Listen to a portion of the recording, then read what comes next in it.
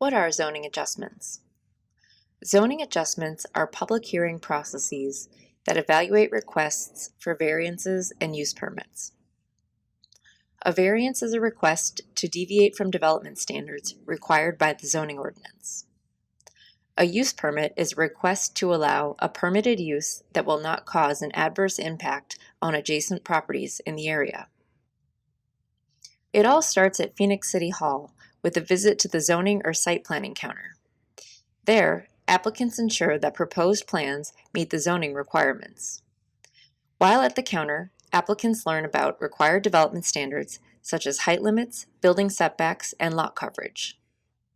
On review of their plans, they are informed of whether they must go through the zoning adjustment process to seek a variance or use permit prior to their plans being approved. What happens at the zoning adjustment hearing? Applicants will present their case for variances and use permits with specific regard to how they meet the conditions for approval. The hearing officer will determine if these required conditions have been met. The hearing also provides an opportunity for residents to attend and share their concerns about the request. After the hearing officer has made a decision, that decision can be appealed by the applicant or the public. If appealed, the request will be heard at a Board of Adjustment hearing, where members, who are volunteers appointed by the City Council, will hear the case again and make a decision regarding the proposal. Let's have a look at two examples where a variance is requested. Mark and Jane would each like to submit plans for a garage addition. The garage additions they are proposing encroach into the required side yard setbacks. Because each addition encroaches into the building setback, Mark and Jane will need variances to reduce the building setback in order to move forward.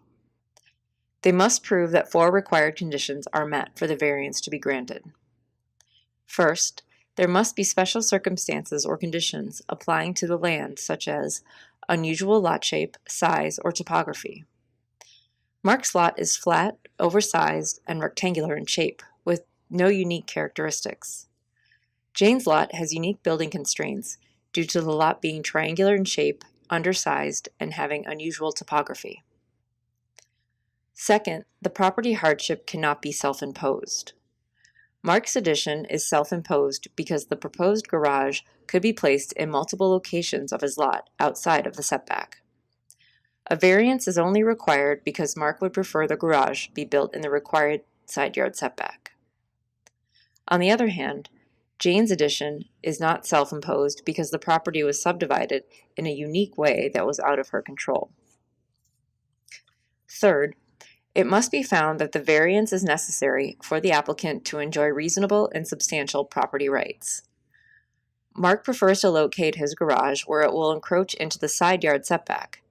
However, Mark has the ability to place the proposed garage in locations where a variance will not be needed.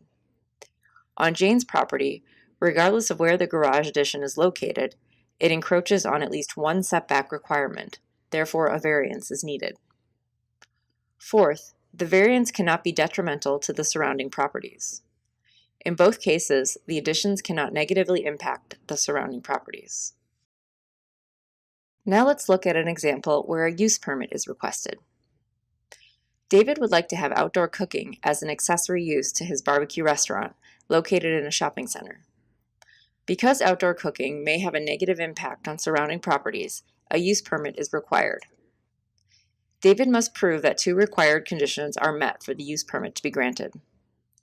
First, the use cannot have an adverse impact on adjoining properties.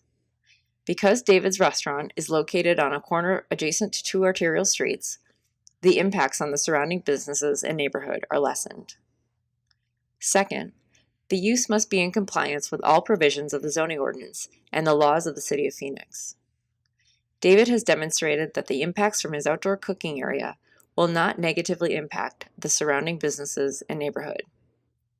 If the use permit is granted, the property will need to be in compliance with all other provisions of the zoning ordinance. Finally, all properties are unique and will be individually evaluated. The applicant must demonstrate the required conditions for a variance and/or use permit have been satisfied. This video is brought to you through a partnership with the Arizona Community Foundation. Thank you so much for watching. Want to learn more about planning in Phoenix? Please visit our website at phoenix.gov/pdd.